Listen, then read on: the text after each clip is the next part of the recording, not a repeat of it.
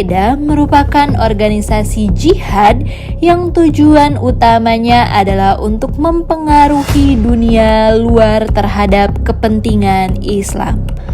Al-Qaeda sudah dijuluki sebagai organisasi teroris berstandar internasional oleh Amerika Serikat, Uni Eropa, Israel, PBB, Korea Selatan, Jepang, Arab, dan sebagainya.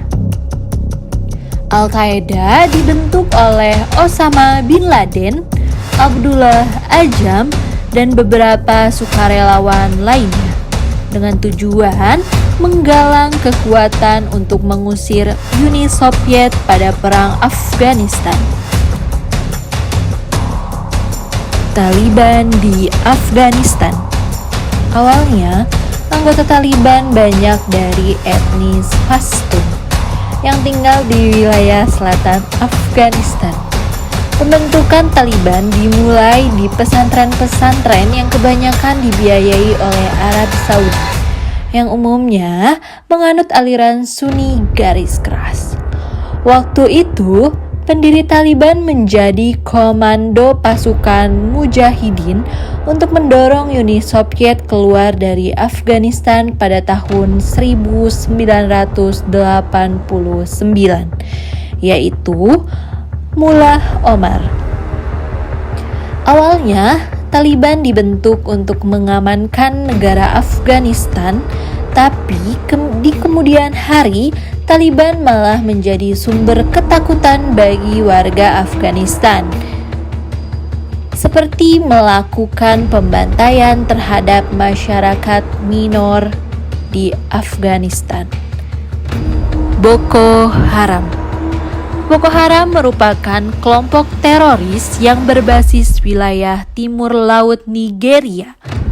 Kelompok ini didirikan oleh Muhammad Yusuf pada tahun 2002.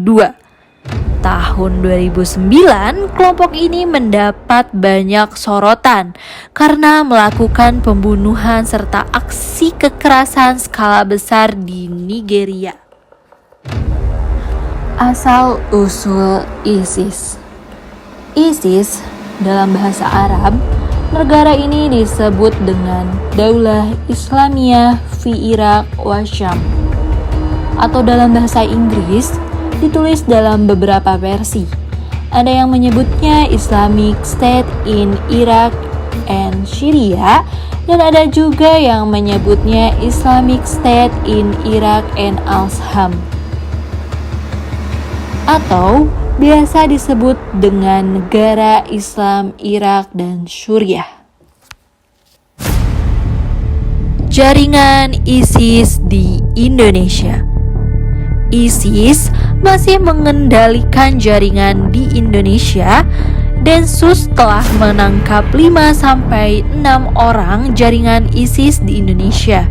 Jaringan ISIS yang ditangkap ini diberikan tugas dari Suriah untuk menyebarkan propaganda ISIS di Indonesia.